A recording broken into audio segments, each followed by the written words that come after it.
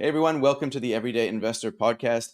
Personally, I'm convinced that real wealth starts in the mind before it actually hits the pocket.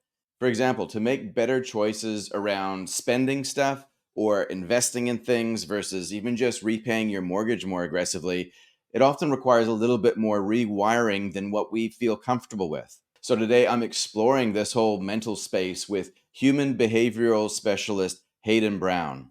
Don't forget to like, subscribe, and click on the link in the notes to sign up to the free fortnightly newsletter. Let's get started.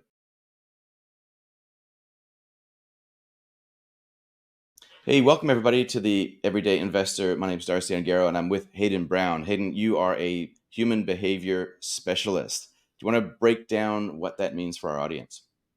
Yeah, sure, Darcy. So thanks for having me on. So look, what I do is I help people be really clear and essentially unravel the limiting beliefs, the challenges that are perhaps are in the way of what's most important to them. You know, whether that's their family, relationships, and obviously as it relates to wealth building, investing equally. And so I guess that could be applied to how people conduct themselves in the workplace. It could be in a relationship setting. It could be, hey, I noticed that some of my behaviors are actually quite damaging to other people and myself. Mm, Where does that come from? How do I deal with it? So the methodology that you use, is it more or mm. less the same sort of methodology that you use with all clients, but the settings are different? Sure. So look, there's a number of principles that I apply with all clients. To your point, but I guess perhaps where I'll start for your audience is almost a bit of a quick intro. You know, who is this Yes, guy, and please. how perhaps is that relevant to Yeah. them? So I guess, you know, like many of us, our own journey, our own story is influenced by our own pain points and our own challenges. And so, you know, for me growing up, I had a lot of challenges around my own self worth, my own health. You know, why do I do the things that I do? Why am I having the certain patterns that repeating in my life? And you know, I obviously won't bore you with the extended version of that story, but you know, the short version of that is I ended up founding a gym or a health and fitness center, and you know that was very productive and very meaningful to me at the time. Obviously, much of my values and purpose was around that in a different lifetime. However, one of the things that became really apparent to me over the 9 years that I was running this business would be, you know, those who say something's important to them, those who say they want to lose weight, they want to get healthy, versus, you know, those who actually do it. You know, a really common example would be, you know, a woman comes in and you know, perhaps she's got a wedding coming up, and you know, she's really motivated and has that real intrinsic drive to, you know, look her best for her wedding day, for example, or perhaps a business person who, you know, is very aware that their weight perhaps is affecting their confidence, or you know, their ability to put themselves out there romantically and even often professionally, right?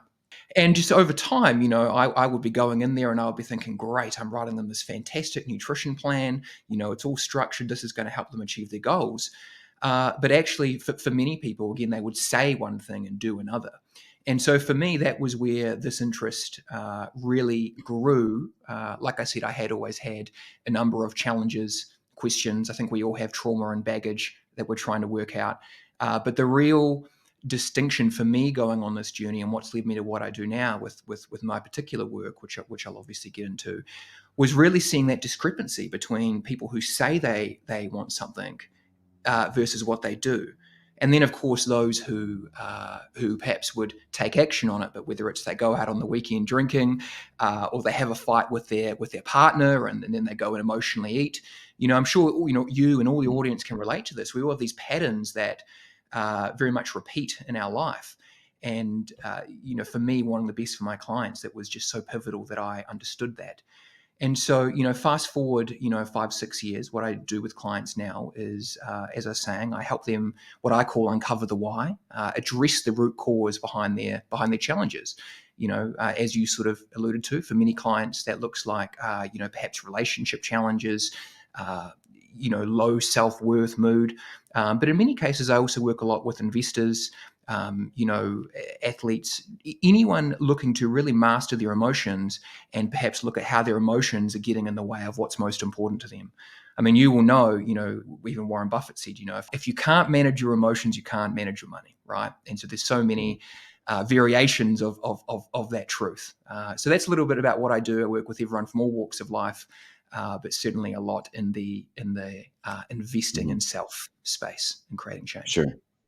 And I think that like a lot of what you do is probably not too dissimilar to what I do. It's just that I guess if it was a spectrum Mm, where we have psychological and then material, perhaps over here, my core mhm, belief, wealth begins in the mind, just means that somewhere mm, along that spectrum, you have to translate something internal into an mm, external outworking.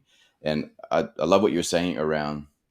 I guess this makes sense that you came from the gym, right? Because yeah, you were working with people trying to basically do the same thing in the mm, physical, but then you also probably traced it back to something that really has to happen first in the mental.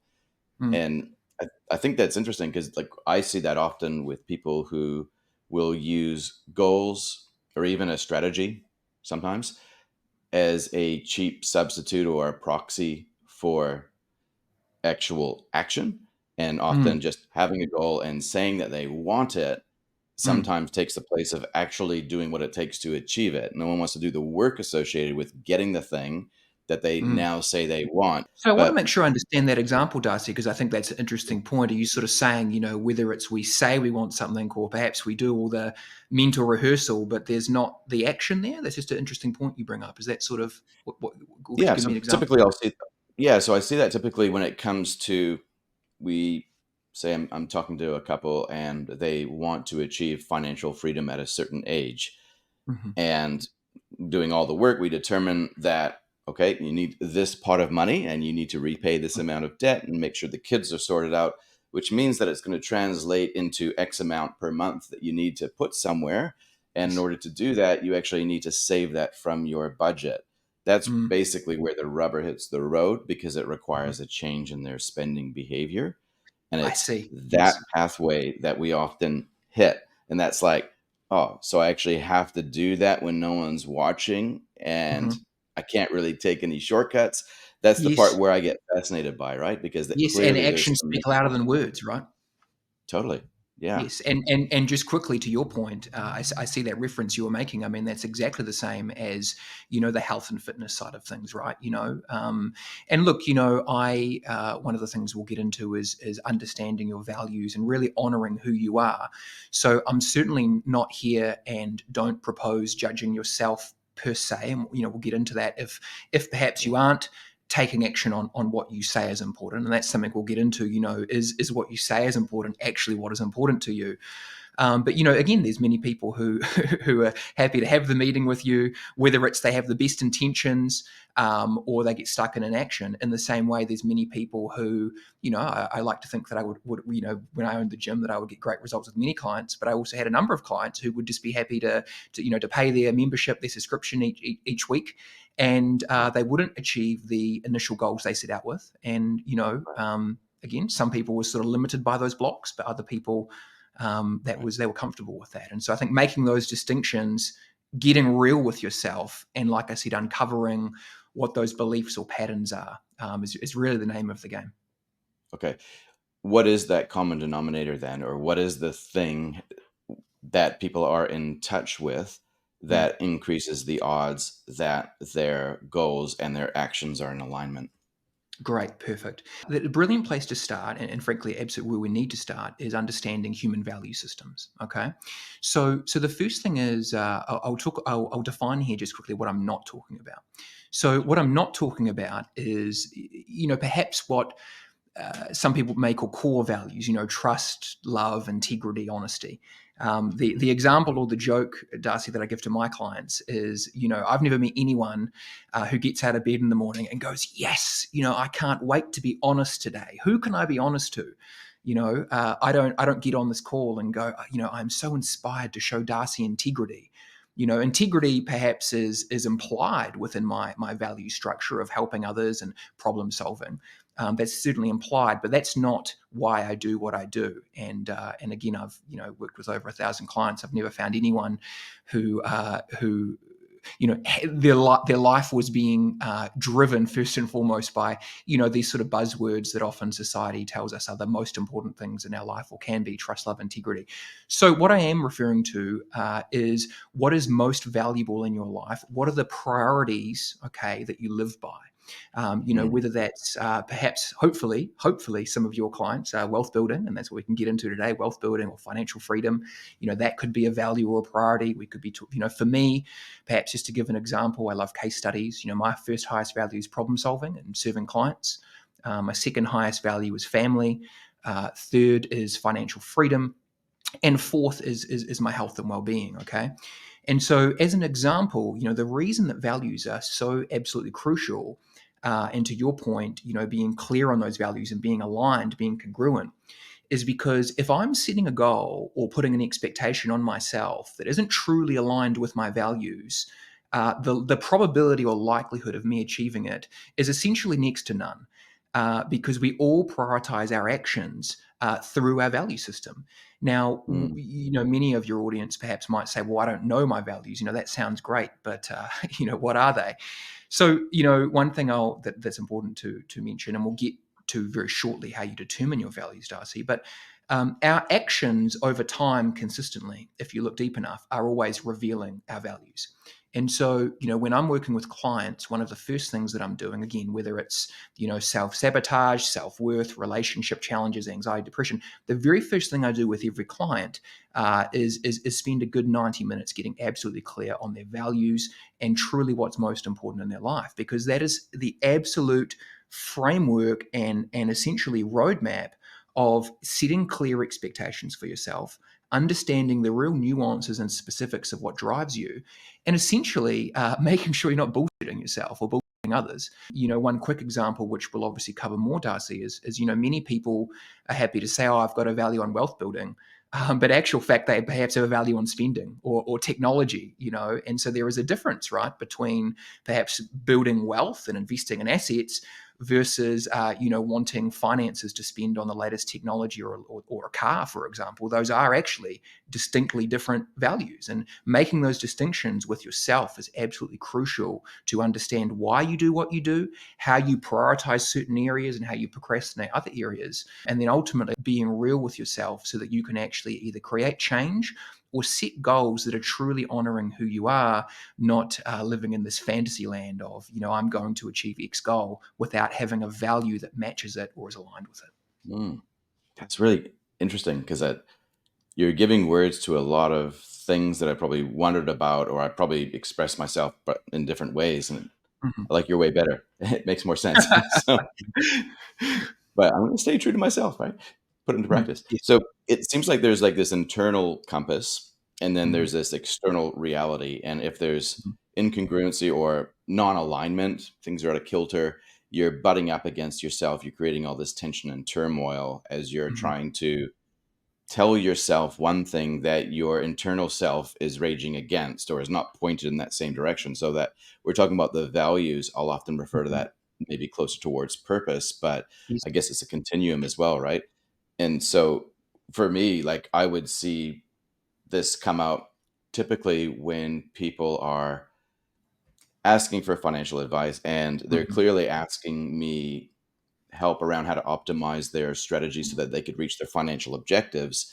Yes. But at the same time, the reason why they want to optimize their financial objective is because they have a lifestyle objective that's actually probably more important to them. For example, Sure. I want to be able to help my kid into their first home. Mhm, Okay, so we're going to have to make some sacrifices then in how you do things today. mhm. There's a little bit of conflict, right? Like that Sure. is sometimes the pathway to achieve what's important to you. Mm, But in the act of achieving it, it can be soul destroying if it's not, I guess, synced up. So to me, it sounds still a little mm, bit theoretical at this stage. mhm. How could there actually be a shift where the actions that one engages in is more aligned to their values? So I think the first thing that I would start with is just the reality that we all have inner conflicts is what I call them, and that's where again we say one thing which is true in one setting and we're consistent in one setting, but perhaps not true in the other. So as much as to your point, I would say it's wise to sort of synthesize, or perhaps some forms of psychology would use the word integrate those. I think that is a really wise and meaningful goal. I would say that I don't think it's realistic to not have any conflicts, so to speak. Sure. But certainly when I'm working with clients, again, whether it's on wealth building, behavior change, depression, etc., it's about bringing the unconscious conscious. The famous psychoanalyst Carl Jung, he has a fantastic quote which he says, "Until you bring the unconscious conscious, it will direct your life, and you will call it fate." And what that basically means is, we're all deeply influenced by these, hidden motivations, hidden agendas, but we're all influenced by these deep and often hidden aspects of our mind. And so until we bring those to awareness, bring those into consciousness, these dynamics, beliefs, and so on can really influence our behavior. And like I said, in one case we say one thing, we do another. Or perhaps in your domain, in your field, perhaps in one area we're investing and we're saving, but in another area we're more than willing to spend, or we're impulsive. But the first thing is really going to be getting clear on your values. And so I'll segue, if you're comfortable, straight into how your audience can do that, because Yeah. in becoming absolutely clear on your values, and I think in many regards what your values are not, you can start to actually see those conflicts and start to make the change.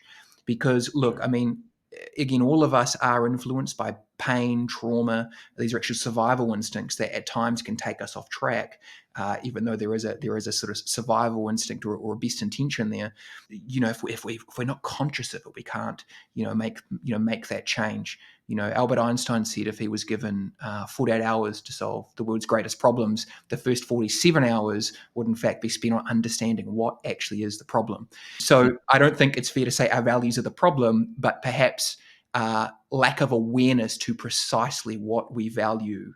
So So what we're talking if about here is we're talking about, yes, like, are we talking about an absence of values themselves, or just a lack of understanding, or a void of understanding of what those yes, values already are that we have? Because we probably all already do have values, yes. but we kind of don't know that we have them sometimes, Look, right?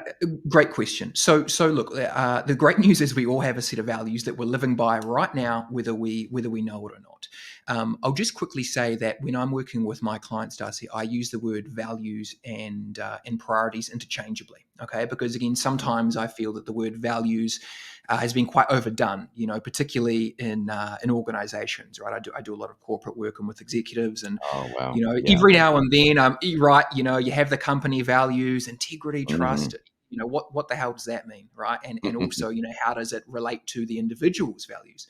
So I like to use the word values and priorities interchangeably, because I think priorities that give you your sense of purpose and drive, that which is most valuable in your life, can sometimes be a bit more cut through.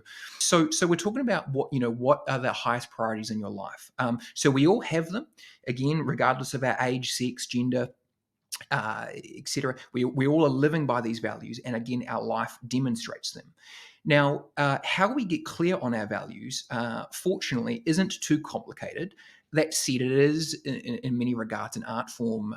Here's where I would start. So, again, if we're thinking about the concept that it was not the concept, frankly, the fact that our values demonstrate, sorry, our actions, Darcy, demonstrate our values, whether we know it or not. Sometimes it's just breaking down what do our actions represent, if our actions perhaps are a bit symbolic or conflicting or abstract at times. So when I'm starting with my clients, like I said, there's a number of things that I do, but the first thing is getting them absolutely clear on their values and priorities, because that is the framework to filter out a lot and to get clear on actually a roadmap to congruency and achievement. The questions that I use, and I do use 12 questions specifically, but for the purpose of time, I really want to make sure that the audience today has got a couple they can really think about. So Okay. what we'll do is I will go through the questions now, Darcy, some of those, and then perhaps we could Okay. almost look at those, perhaps with you as a bit of a case study, to really Sure. make sure that the audience can actually go away Hey, and I got a free session out of this. This is awesome. Thank yeah. you. So the first one I would suggest is, what gives you the most energy? Okay, so what are the top three things that give you the most energy? So, for example, if I use myself as an example, Perhaps some of your audience might relate to this. Many of my clients look at me strangely, but I absolutely love, seeing my investing account going up, even seeing my automatic payments go out to my various accounts, and budgeting. So that gives me a lot of energy, strangely. So that clearly represents that something in the area of finance or wealth building has some intrinsic purpose, meaning, value to me. Another thing that would give me energy is working with clients and problem solving. And the third Mm. would be spending time with my daughter. So, first question is that I'd get your audience to consider is top 3 things that give them the most energy. Question 2 would be top 3 things that you love to learn about most. Okay. Again, this doesn't have to be formal study. This can be, YouTube videos, talking to a friend. What is it you love to learn about the most? Third would be most consistent long-term goals. Okay. So, what have been the most consistent goals that you have been consistently working towards across your life? What are those goals? What do they represent? The fourth question would be where are you most organized and ordered?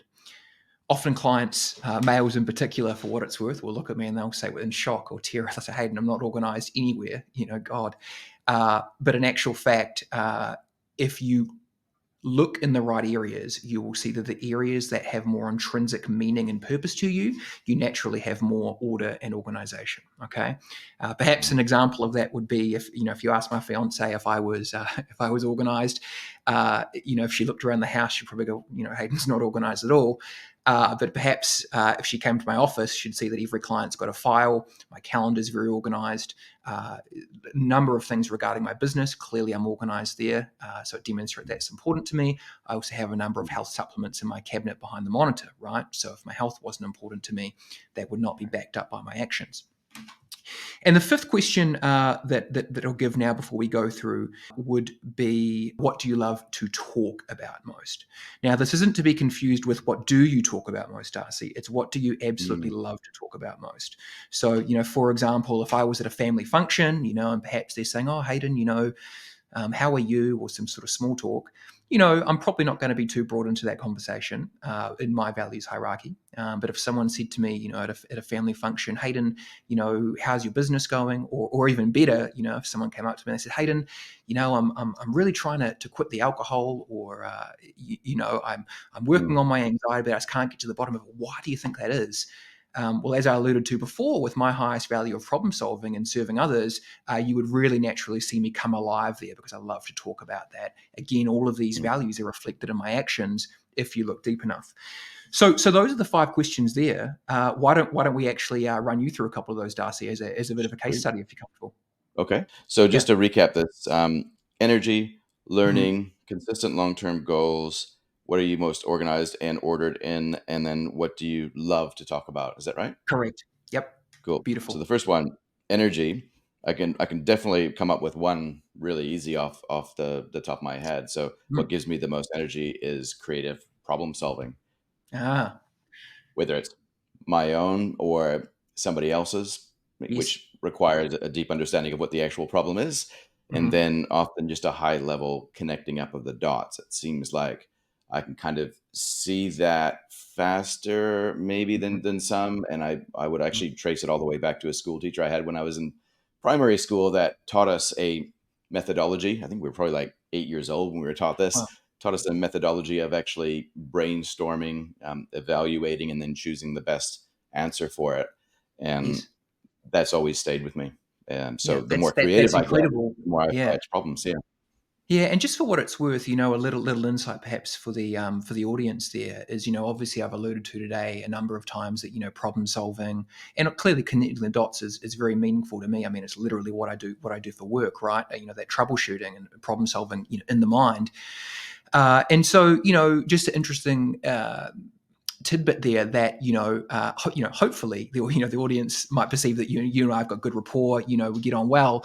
I don't think that's a coincidence. I think those who share similar values, even though perhaps we do that problem solving, connecting the dots clearly in different ways, it'd be very unwise and frankly illegal for me to give financial advice, but that comes out right in each Yeah. of ours in each of ours language, right? And so I think that might just be also another interesting reflection that Mm. it is unwise to expect someone to have the same value structure as you. We can get into that later with, your partner, your wife. How do you get them on board, perhaps with your goals or your, finances? How do you change their behavior? That's another whole conversation. But in terms of rapport and fulfillment, it's wise to look at how you can fulfill and express your values. And in a relationship sense, if you have individuals with similar values, that's going to be more meaningful to you. So we won't go down that rabbit hole too much yet, but just the Cool. interesting overlap there, Yeah. perhaps between our Yeah. value structures and how that engages us both. So, ideally, we look at the top three answers for each. Now, I don't think,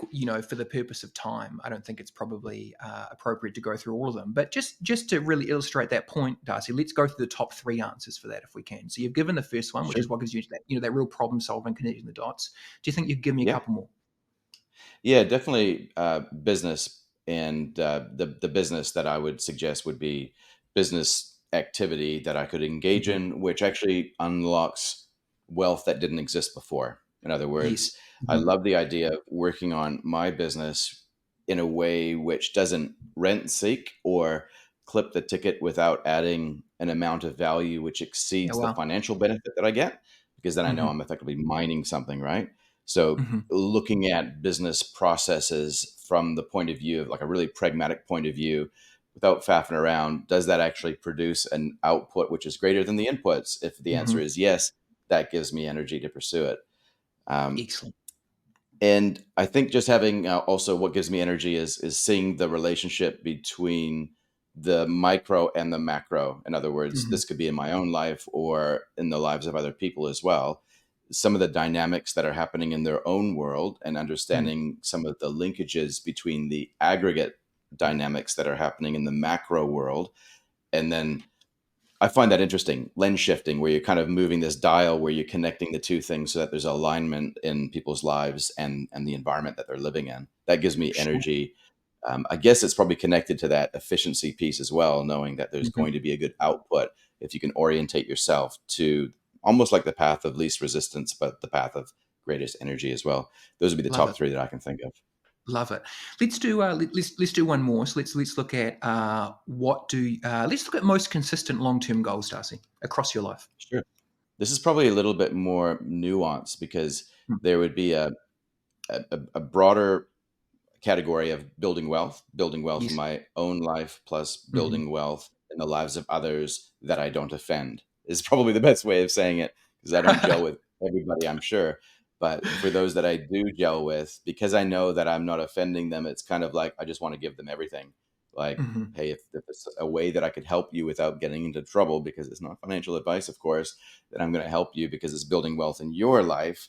And if I'm Yes. building wealth in your life, then I'm empowering another decentralized branch of Hmm. probably what I represent, but in a different way, in somebody else. So Hmm. my connection to my own wealth and how I invest is me doing that in my life. But when I'm talking to other people, that's also, I kind of own that in a sense. It's not that I'm getting remunerated in that way necessarily. Often it's got nothing to Yes. do with my own account balance, but it Mm. it, it kind of sits at another level, I guess you could say, of wealth building. So one thing I'll just point out there for the audience, and you touched on it, is a lot of synergy, right, between those three values. Depending on your self awareness to it, you could put those all in the same category, or you could make subtle distinctions. And I think again, as I was saying earlier, that's sort of where the real art form is, in a sense, on really truly knowing yourself and making some of those distinctions. But like I said, I'm not expecting the audience to absolutely absolutely nail that. That I think that would be unrealistic. That would be like listening to your podcast and them expecting themselves to be a financial advisor. However, certainly asking these five questions, I would suggest really spending good 30 minutes on it, if not more. Sure. Asking those five questions, doing the top 3 to 4 answers for each, and looking at what are the most consistent themes coming up. Mhm. After doing that, separating those out into those categories, likely sort of 3 to 4 categories, generally speaking. Although I don't want to put a limitation on that. And then from there, really trying to actually look at what does this actually represent to you. Okay, because it's not the word, but the meaning that you associate with the word. Okay, Right. and in Okay. doing that, we can start to become clear again on what these values are, what they mean to us, and to our earlier point in the conversation, Darcy, start to understand why we do the things that we do, for better or worse. So I guess like going back to something that you said, you do a bit of work with, say, corporates, where there's a lot of talk about values as an organization, Mhm, but obviously that organization is made up of a lot of different subtypes of different mhm. personalities with completely different value sets often. And there's kind of like this overlay of, say, diversity, equity, and inclusion, for example, that gets jammed down their throat. That Yeah. hey, they kind of get it, and they probably do think, hey, these are really good things, but the way that it's being expressed at the corporate level certainly doesn't jive with who I am as an individual. Yes. So, Mhm. do you see a lot of, I guess, internal conflict that happens within organizations because people are in conflict with a superimposed value set? Very good question. So, to answer that question, I need to give a principle first, Darcy, which is that no one goes to work to work. They go to work to get their values met. Okay. At the minimum, we would say, financial security, etc. Right. But you'll always find that again, if you look at that question, what is your buy-in to your work, regardless of the industry, job description, etc. There'll always often be something profound behind that. And I'll just quickly jump back to what we were saying before, because you've made something you brought something up very important. Again, when you're doing these 5 questions that I've laid out, it's really wise to not just look again at, I know I touched on the word, but the meaning of the word. So, for example, let's say that someone said, "I'm organized at work," right, and they write work down for one of those 3 answers. Well, it would be wise to consider, what does your work mean to you, or why are you organized in your work? So, for example, one individual could be organized in their work because it's a pathway for personal development. I mean, I work with a couple of, I'm working with one client last year who hated his job, but he got paid, $900,000 a year. And so that's his buy-in to his role, right? For me, like I said, I mean, as much as, wealth building, finances, higher my values, I absolutely love the problem solving and seeing clients really achieve meaningful, lasting change. And so that's the buy-in for me. And you've touched on some of your drivers before. So I'll answer that question, but again, just illustrating that no one goes to work, they go to work to get their values met. So, Mm, building on that principle, Darcy, this is really where the art of communication comes into it. Where if someone can't connect the dots on how what their employer is expecting of them or asking of them, then they're not going to create that internal buy-in. In the same way that if I can't see the value of building wealth in my own life, then why the hell would I do it, right? So we have to mm, have deep meaning associated by it, and in many regards, it is much harder to connect those dots in the workplace, or for organizations to get their team behind things, because as much as we like to, it's very easy to say, oh, they should be invested and I pay them well, and for X reason they should be brought in. But we're forgetting the principle that we've just gone through today, which is everyone lives by a unique set of values. These set of values influence where they're most organized, most ordered, where they get energy. They influence where they're most self-governed and where they're most disciplined. You know, in many regards, I know many clients that are mothers, and they are unbelievably ordered, organized with their children, with their children's education, etc. But perhaps, if they've got a part-time job, they might be, but certainly less orderly there. So it's not the work; it's what the work represents. And I think your question specifically was, what are the challenges, or what's that sort of congruency or incongruency as it relates to organizations and getting the mm, team brought into their values? It's really going to be the helping the individuals in the team connect the dots on how what's most important to the individual is actually relevant to the company's mission. And I do a bit of work with that with corporates, again, of really the way to do it, the organization needs to really have a compelling mission or purpose, not some generic thing that's vague, actually something clear. And then the individuals need to connect the dots on how what they're dedicated to, their values, can actually be fulfilled through the companies. Again, whether that's wealth building, whether it's personal development opportunities, whether it's relationships in the team, we actually need to Mm, connect those dots. Which, right. before I throw it back to you, to the point of diversity, inclusion, etc. I've got a lot of thoughts on that, but again, a big challenge with that is that these are just these idealisms that essentially organizations and individuals are projecting on everyone else, expecting them to have that same buy-in to it, without actually associating meaning and purpose with it. They would be wise to perhaps help the team, or the employees, understand how that can benefit the culture, how that can benefit them in terms of the relationships, perhaps more opportunities for growth, etc. If they're not communicating that and the individuals can't see how what's important to the organization benefits them, there's going to be incongruency, and you're never going to get the best out of your people, or you're never going to get the best out of yourself. No, well said. And I guess to a certain extent that can be manufactured, and that's probably what Mhm. those in that industry would be busy doing is Mhm. exactly what you just said there. But it's for a higher purpose to push those things through. Yes. Um, I want to go back though to either the surplus awareness of Mm. what the value set is or the Mhm. priorities are versus the absence of it, because when I think about this in my own life, and certainly when I ask the question of other people, which is, Mhm. where does your desire for wealth come from? Yes. Often I'm forced to consider my own life as well, where I grew up in a place of lack, where there Mhm. was a void of wealth, Yep. and Yep. I guess my circumstances were in conflict with what was important to me.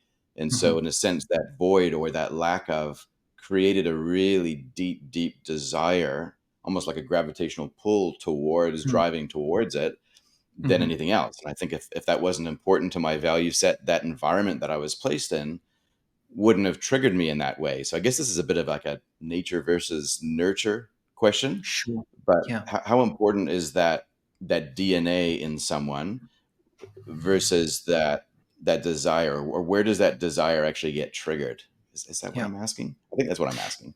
No, look. That's a brilliant question, and for what it's worth, this is another crucial principle, and actually overlays very well with those 5 questions that I gave to, almost, dare I say, sort of fact check the values they're coming up with. So the principle is, Darcy, and I know we spoke about this a couple of weeks ago briefly, on the phone, is that all values come from voids. Now, consider a void the perception of lack, or the perception that something is missing. Okay, so it certainly does not surprise me at all, what you've just described there around not having. I don't think you said not having those opportunities, but what would give me a bit more context for that, Darcy? You sort of alluded to not having the resources, the freedom you would have loved growing up. Could you give me a bit more context towards that? Yeah, yeah, exactly that. Just not having either the financial resources or whatever else was that I wanted to do, the freedom Yes. to be able to do it, the access to opportunities, the Mhm. outworking of my ambition.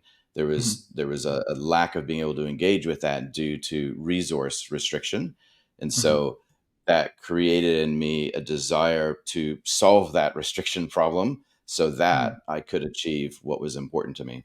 Yeah, brilliant, great example for the audience. So the principle, as I was saying, Darcy, is that voids translate to values, and essentially what that means is the things that we perceive as most missing in our life, most unfulfilled, become the things that are the most important, become our highest priorities. And again, this is in conflict with what many people think about, perhaps how they run their life or what's important to them. People think, oh, integrity is my value, and I choose that, and that's why I do what I do. Well, again, integrity may be a subset of your values. For example, for both of us, clearly our business and our problem solving, serving clients, is extremely important, and so it's just implied that the integrity comes within that. So, what actually influences who we are, what's most important, and literally what our whole identity revolves around, are the voids in our life. And this is both conscious or unconscious. Okay. So, perhaps there may not have been a clear moment, Darcy, when you were, that original age where you had that insight. You may not have thought to myself, oh my God, I'm going to need to create wealth to, to change my circumstance. It may have just been an unconscious awareness that became more apparent over time, to where, you have this pain point again, you have this void, and the void creates context and contrast for why fulfilling that would be most meaningful. And I think in your case, tell me if I'm wrong, again, the context and contrast principle that I teach is very important, because there would have been likely a void that, perhaps you see your friends and they've got this car, or they've got this bike or scooter or whatever's important to you, or they can go and do these family trips. And there's this void and often pain point that is missing for you in your life, and that, again, that would be meaningful to fulfill. And so it is truly voids that create these values or priorities in our life. As I was saying earlier, I work with clients from all walks of life, but I have had a number, fortunately, of very wealthy and sort of high caliber individuals. And all of the clients that I've worked with, that, it's amazing, really, that are worth, multi-millions, it is almost always the sort of story or perception that you've said, where there is the perception of a void or something missing. And that's true for any of our values, right? Whether it's wealth building, whether it's, probably much of your audience is very big on their own growth, development. For that to be a priority in their life, there would be a perception, not necessarily of pain, but at least of a lack of understanding, or that they know they can do better. For Mm, me, arguably I'm, seeing 24 clients a week, problem solving, working on a wide variety of issues, but I know that I can always do better, and I know I can always be that 10% more efficient, perhaps like you. And so it's that perception, conscious of or unconscious, that there's a void that is yet to be filled, that creates the buy-in to the values, and ultimately a rewarding, fulfilling journey in the sure. pursuit of that. I'm going to break that down and completely Please. butcher this, There's a but lot, a it's kind lot of in like, that. Yeah, yeah, no, but it makes a lot of sense. Like you're not going to have a massive meal unless you're hungry first. And correct. so you create this vacuum, which then sucks in the nourishment. So what you said there was what's missing effectively becomes the highest priority, which Correct. means that, and you kind of confirm this just by saying that maybe the wealthiest clients that you work with will often exhibit the same sort of story, right? The Yeah. genesis story of their wealth creation probably came from lack as well, or some sort of void. But Mm. what I'm also hearing is that that's incredibly encouraging to anybody who finds themselves in a quote unquote disadvantaged situation, because Mhm. once you remove all the social and cultural garbage that sometimes gets overlaid on top of these social disadvantages, you realize that that is actually what we used to refer to as the school of hard knocks. And no Yes. disrespect to those who are suffering from genuine trauma. I'm just talking about Mm. generalized pain and Yes. lack and difficult Yes. circumstances that most people will have to some degree. That's actually the prerequisite, isn't it, for 100%. degree Yes. of lasting change, right? Yes, look, it is the prerequisite, and there's so many examples of that, that perhaps, yourself, the audience, can connect the dots with. I mean, if we think about, the fact that, people who, win lotto tend to spend and lose the money, right? So they haven't had an inherent value or corresponding void that's given them that purpose behind it. So they, whether it's their inheritance or lotto, Yes. that's not going to be reflected in their actions, because they don't have that real catalyst that creates the buy-in and purpose, behind the wealth building. Okay, so you're very right with that. And look, it is very meaningful, very therapeutic, frankly, to connect the dots on how the things in your life that you've perceived as most missing actually really purposefully, very meaningfully translate over to the things in your life and the real meaningful pursuits that you're on. I mean, I work with a, Mm. a wide variety of clients with a wide variety of value systems and priorities, right? Whether it's, professional athlete, sport, or business, finance, personal growth, or being the best mother or father you can be. But again, that void, conscious or unconscious, those parts of ourselves that we've perceived as missing and often judged in ourselves, that is truly the catalyst for, again, creating that context and contrast behind why it would be so meaningful, so purposeful to fulfill that. The last thing I'll just quickly add to that, there is an important difference between a void and, pain and or trauma. The void doesn't per se have to have trauma pain around it, but in reality it often does, right? When I you would know this, and again, when I speak about clients who have built wealth or are on that journey, yes, there's the void, but often there is oftentimes very unbearable pain around that. Perhaps, I've worked with many clients who, maybe their parents abandoned them, or they were, their parents were addicted to drugs, etc. And so there is the void there that gives them that real purpose to build wealth or create freedom in their life. But equally, there can be a lot of pain and trauma around that as well, which can often manifest in other ways, which we'll get into how I overcome that with Yeah. clients.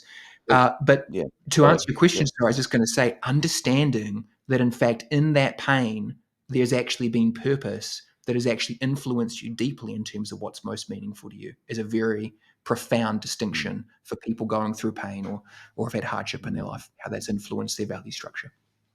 Yeah, and I think it's no coincidence that probably the greatest faith on earth kind of connects a purpose to pain, Mm, which really lines up people's trajectory quite well because they now know correct. that there is some sort of meaning behind my suffering, which is Mm, kind of goes beyond just myself, like it's actually correct. good for other people that I'm going through Yes. this. And I think that's ultimately what makes us a pretty good citizen of this planet, right? When we're Mm, actually taking that rubbish that's been done in our life and we turn it into something good. And it kind of ties into what you're saying before, that sometimes our actions will give us a clue as to what's going on. Like the mm, fruit will identify the tree, and whether we mm, believe that we're a fig or a lemon, we it's often because of our actions, right? That testify to what's probably going on the inside. But I want to kind mm, of tie a bow in this part of the conversation and talk a little bit about some things like self-limiting beliefs and self-sabotage, because let's say you start from this void, this mm, lack, and mm, you go through some sort of mental transformation which mm. helps to get your actions more in line with your values and your purpose and all that sort of stuff. But let's Yes. say as time goes on, you notice some destructive behaviors. There's some rot in the leaves, or the fruit isn't quite right. You're doing the right functions, but there's something not quite right going on here. Mm, And self sabotage in particular, like I've seen this a lot with people who I would probably put in the category of high performance in terms mhm. of business or wealth. There's often a Yes. weakness that rises up and gets the better of them. Where does that come from? What a question. Where we need to start with that, Darcy, is that and I alluded to this earlier in the conversation, is that we're all again deeply influenced by these hidden parts of our mind, and predominantly in many cases, what is responsible for these patterns, again, whether we call it self sabotage, limiting beliefs, etc., is actually these deeply ingrained survival instincts. Okay, so for example, let's say that I had a number of experiences in college where I perceived that something was important to me, and I really tried, and perhaps I had this perception that I failed. These past experiences actually get stored in our subconscious mind, and they basically, it's almost like where you take a screenshot on your iPhone, right? You take the screenshot and it saves it to the memory bank. This is very much happening to us, every moment of the day, via these survival, primitive instincts. Essentially, Darcy, trying to help us seek out what is pleasureful and avoid what is painful. And so, clients will very often come to me with, we need to get clear on their values and make sure we're congruent there. But really the second thing I do, and this is really the bulk of the work that I do with clients, again, regardless of who they are, if they're an executive or a tradesman, etc., is going to be understanding what's the correlation between their present day challenges, whether that's self sabotage, anxiety. For many people, Darcy, it's actually, and you'd see this, right? It's actually just people giving themselves permission to do what they love. it is the past experiences and our perceptions and how we've stored these memories that are very much influencing our behavior that we often don't recognize in an attempt to help us avoid pain. There's a lot to unpack there, and There's a lot probably to unpack. it probably goes beyond the scope of today's session. So what we'll do is we'll finish up on that because we've covered a ton of ground. Mm, Um, Groundwork is what I kind of see this, and I think there's more to this conversation. So what we'll do is we'll have another session, and we'll start maybe around that, like mm, past successes or mistakes, and how that mm, potentially augments this a little bit. Because in particular, I really want to tap into those that are investing because they can, not because they need to. Like for me mhm, personally, I feel like I need to. It's an outworking of something that's deep inside of me. But at the mm. same time, I acknowledge that there's a lot of people that derive pleasure from investing from other reasons, which are equally as valid. And I want to Yes. understand that. And I think, Yes. I suspect that the past kind of can really influence that discussion. So before we finish up, Hayden, what you're doing is really important. And I think access to the type of work that you do shouldn't be restricted. And I know you're a finite one person, so Mm. it's first come, first serve, right? I know there'll be a lot of people that probably want to connect with you and maybe work with you more directly. So what's the best place for people to reach out with to you? So nice and simple, the best way for people to reach out would frankly be having a look on my website, which is haydenbrown.co.nz. There's a wealth of information there, articles, interviews, and also a bit more about my approach. And ultimately, if someone did think they could benefit from that, we would just have a conversation and look at the alignment from there. Fantastic. Well, thank you again for having this discussion with me, Hayden. Really Thanks for appreciate having me. it. Yeah, All thanks, right. Darcy.